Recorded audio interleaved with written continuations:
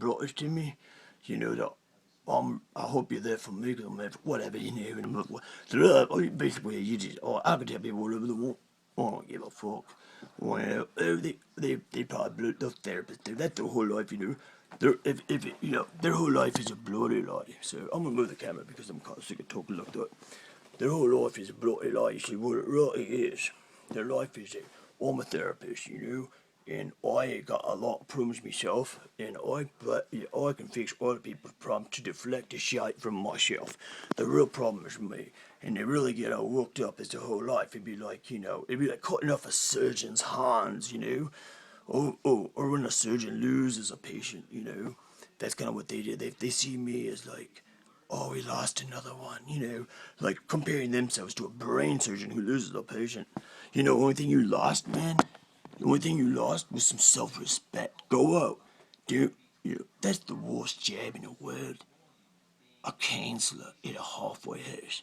Not only do you have to deal with a bunch of ugly people, and I'm telling you, you know, is it just me, or is every one of these halfway houses like some like borderline, like psychotic, like scumbag dude that looks like a hobo from, you know, I mean, honestly, like it must be a rule. Like, I was like, I literally, okay, and this is, I'll tell you, this is body truth, and my skin still hasn't healed yet from it, you know, I'm looking a little rough right now, even, you know, compared to what I do look like, you know, my hair's a little bit long, cause I'm a hobo, you know,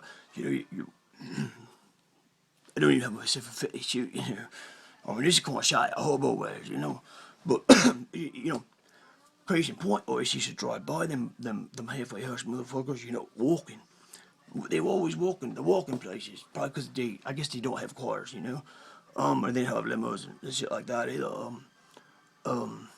But they're always walking, you know, they're walking down the road in a group of them, and these are some scary motherfucking dudes, you know. In my right, you know, they're scary motherfucking dudes.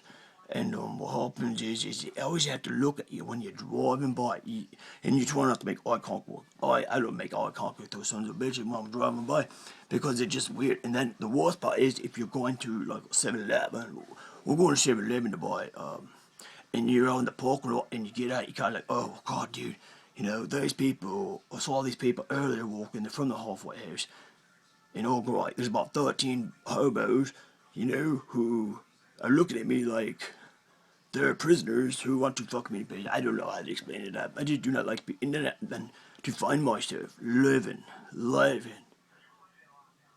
for myself, living in this house with these people, you know, worried about like, and they're all gay, you know, they're not gay, but it's been so long since they, you know, a good-looking man, what, who doesn't smell, and you know, doesn't have, I'm not gonna go there, but basically, I'm better looking, even though I'm a man, you know. Like, it's weird, dude.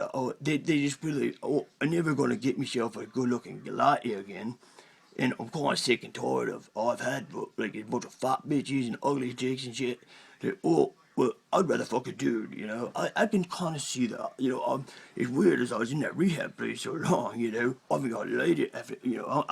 This show ends in about 3 minutes, but and I'm going out and I'm going to get myself some lighties, you know. A lighter that'll help me, my God. You know, but I was starting to think myself, you know. I was here like I was walking, you know. You remember I'm in the halfway, so to take walks with these lads, you know. I'm you know, and I had to keep my mind strong, you know. I say to myself, you know, cause if you think about it, you're in the halfway house and you're walking with the same people. You're taking that walk from halfway house to 7-Eleven, and you know, I made a conscious effort to not look at every car that drove by. Because the moment I did that, you know, the moment damn it, McNasty, the moment I peered up and looked at that 16-year-old girl with her mom in the car, you know, and gave her that look that like, well, let's put it this way, if you're the 16-year-old little girl with her mom in the car, and you go by a group of those dudes from the halfway house, let's put it this way, you know exactly what I'm talking about right now. You know the look that those dudes give you. You know, I knew that look. when I was driving my car. And I'm not a 16, I wasn't a 16-year-old little girl with a mom. I was like a 30-year-old man. And they do look at me like, motherfucker, me, you know. And then, of course, they run into me 7-Eleven, yeah. And it's just, it's very uncomfortable. Well, I had to tell myself, you know, I'm in a halfway house, you know, what to fit in with them, I had to kind of, you know, I didn't shave and I didn't shave, you know, I can't grow my hair out, and you know, I dumbed myself down a little bit, you know, but one thing, I kept my mind strong, you know. I said, you know what, I like alcohol, I like drugs, I ain't ever gonna quit, and one day the network executives are gonna come back, they're gonna match me, and I'm gonna be out of this bloody hell, I'm gonna say, and I'm back to, you know, gambling, drinking with the ladies, and doing whatever the fuck I want, and being a, you know, yeah, that was, I always had that dream. I had to stay strong. I had to stay strong, because what will I, you know, otherwise what's the alternative? You know, life of sobriety, or life of sobriety with a real job working at some gas station.